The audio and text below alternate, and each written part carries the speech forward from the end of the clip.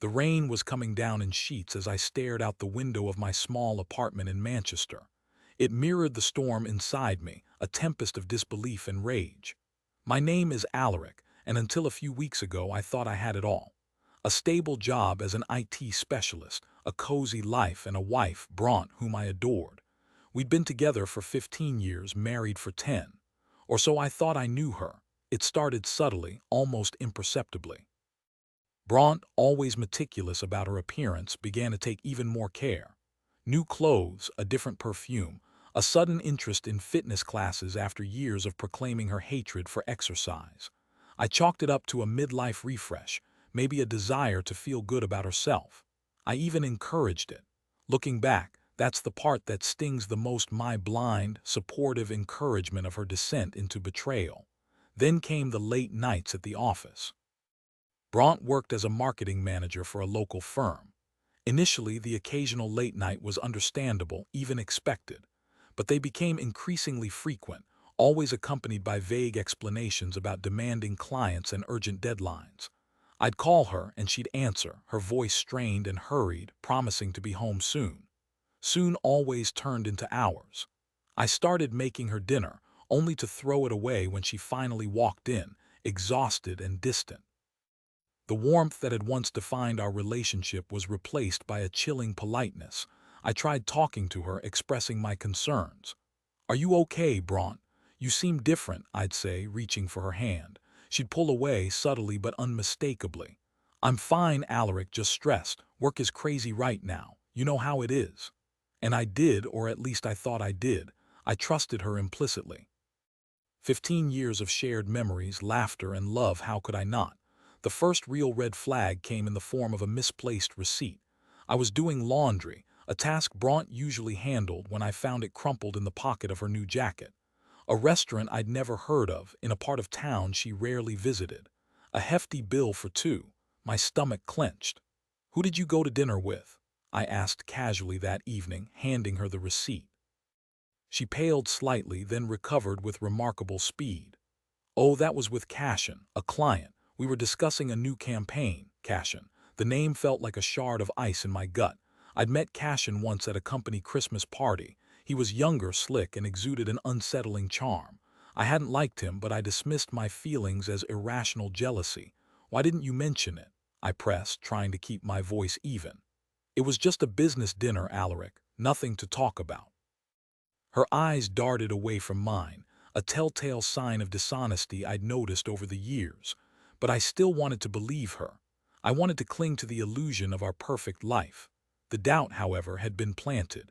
It festered and grew, poisoning my thoughts and eroding my trust. I started paying closer attention to Bront's phone. I knew it was wrong, a violation of her privacy, but I couldn't help myself. I'd wait until she was in the shower or asleep, then quickly scan her messages and call logs. I found nothing concrete, just more vague excuses and hurried conversations. But the feeling persisted, a nagging sense that something was terribly wrong. The breaking point came on our 10th wedding anniversary. I'd planned a surprise weekend getaway to the Lake District, a place we'd always dreamed of visiting. I'd booked a cozy cottage, packed a picnic basket, and even arranged for a bottle of champagne to be waiting for us. I was excited, eager to rekindle the spark that had faded in recent months. Bront seemed pleased, but her enthusiasm felt forced.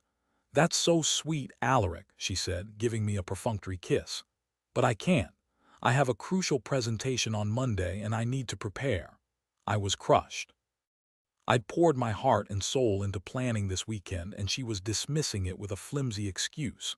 "Can't you reschedule?" I pleaded.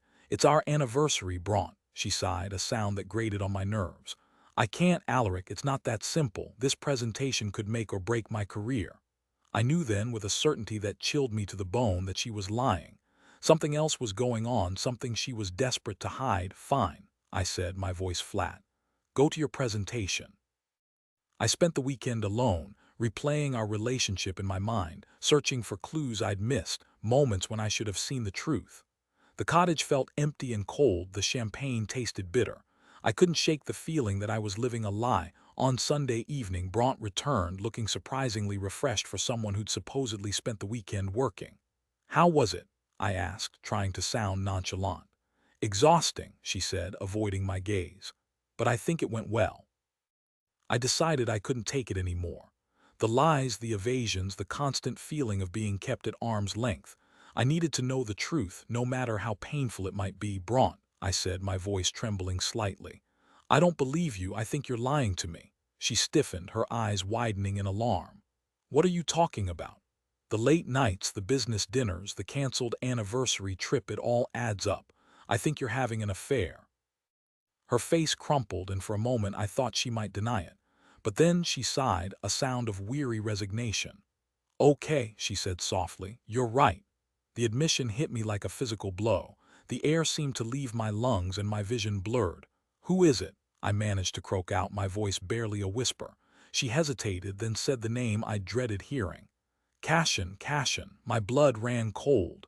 The slick, arrogant client I'd instinctively disliked. He was the one who had stolen my wife, shattered my marriage, and destroyed my happiness. "How long?" I asked, my voice thick with emotion. 6 months, she admitted, her eyes filled with shame. "It just happened. We were working closely together and we connected. I know it was wrong, Alaric. I'm so sorry." Sorry. The word felt hollow and meaningless. Sorry couldn't undo the betrayal, erase the lies, or heal the gaping wound in my heart. "Sorry isn't enough, Bront," I said, my voice rising.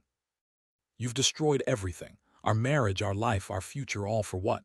A cheap affair with some sleazy businessman." She started to cry, but I felt no sympathy. Her tears were crocodile tears, a pathetic attempt to manipulate me. "I don't know what to say," she sobbed. "I've made a terrible mistake." "Yes, you have," I said, my voice cold and hard. "You've made the mistake of underestimating me. You thought you could lie to me, deceive me, and get away with it.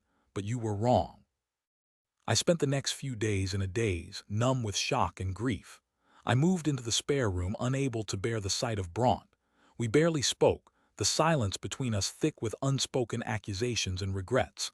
I consulted a lawyer, started divorce proceedings, and began the painful process of dismantling our life together. Bront begged me to forgive her, promising to end the affair and work on our marriage. But I couldn't. The trust was gone, shattered beyond repair. I couldn't look at her without seeing Cashin, without feeling the sting of betrayal. I needed to escape, to start over, to rebuild my life from the ashes of our broken relationship. The divorce was finalized quickly and acrimoniously.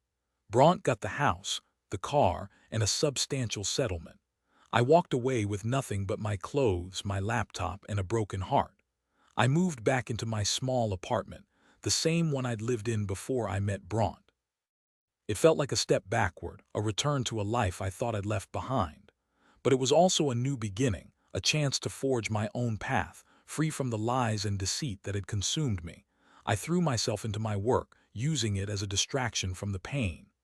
I volunteered for extra projects, worked late nights, and immersed myself in the world of coding and algorithms.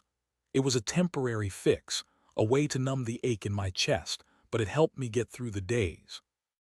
One evening, a few months after the divorce, I was working late at the office when I received an anonymous email. The subject line read, "You deserve to know the truth." Intrigued, I opened the email. It contained a series of photos and documents detailing Bront and Cashin's affair. The photos were explicit, showing them together in various compromising situations. The documents revealed that Cashin was married himself, with a wife and 2 young children. He had been leading a double life, juggling 2 relationships and deceiving everyone around him. I felt a surge of anger, not just at Bront and Cashin, but at myself for being so naive, so trusting. I had been blind to the truth, blinded by love and loyalty. But now I saw everything clearly. The email also contained information about Cashin's company, a small marketing firm that had been struggling financially. Bront, using her position at her firm, had been secretly funneling lucrative contracts to Cashin's company, effectively saving it from bankruptcy. She had been using her influence and connections to benefit her lover, betraying her own company and colleagues in the process. A plan began to form in my mind, a way to expose Bront and Cashin, to make them pay for their deceit and betrayal. I spent weeks gathering evidence, corroborating the information in the anonymous email, and building a case against them. I contacted Braunt's company and presented them with the evidence of her misconduct. They were shocked and appalled. They launched an internal investigation which quickly confirmed my allegations. Braunt was fired immediately, her reputation tarnished beyond repair.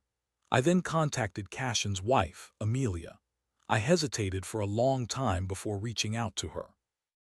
I knew that revealing the truth would devastate her, but I also believed that she deserved to know. I sent her the photos and documents, along with a brief message explaining everything. A few days later, I received a reply. It was short and simple. "Thank you. You've opened my eyes." I didn't hear from Amelia again, but I knew that she had confronted Cashin. A few weeks later, I saw a news article about Cashin's company going into liquidation. He had been accused of financial mismanagement and was facing legal action from his investors. His marriage had also fallen apart, and he was reportedly living in a small apartment, estranged from his wife and children. Braunt and Cashin had lost everything. Their affair had cost them their careers, their families, and their reputations. They were pariahs, ostracized by their friends and colleagues. I felt a sense of satisfaction, a sense that justice had been served. But it was a hollow victory. Their downfall didn't bring me any joy or heal the wounds in my heart. I had lost something precious, something that could never be replaced. But I had also gained something, a newfound strength, a resilience I didn't know I possessed. I had survived the betrayal, emerged from the darkness, and found my way back to the light. I decided to leave Manchester to start a new life in a new city. I sold my apartment, packed my belongings, and moved to Edinburgh, a place I'd always dreamed of living. I found a job at a tech company, made new friends, and started exploring the city's rich history and vibrant culture. I even started dating again, cautiously and tentatively. I was still scarred by what had happened, but I was determined not to let it define me. I wanted to believe in love again, to trust again, to open my heart to the possibility of happiness. It wasn't easy, but I was making progress, one step at a time. One sunny afternoon, I was walking through Prince's Street Gardens when I saw her, Braunt. She was sitting on a bench, looking pale and drawn. She was alone, without makeup and dressed in simple clothes. She looked like a shadow of her former self. I hesitated, unsure whether to approach her, but curiosity got the better of me. "Braunt," I said softly. She looked up, her eyes widening in surprise. "Alaric," she said, her voice barely audible. We stared at each other for a long moment, the silence filled with unspoken memories and regrets. "What are you doing here?" I asked, breaking the silence. "I came to see you," she said, her voice trembling. "I wanted to apologize for everything."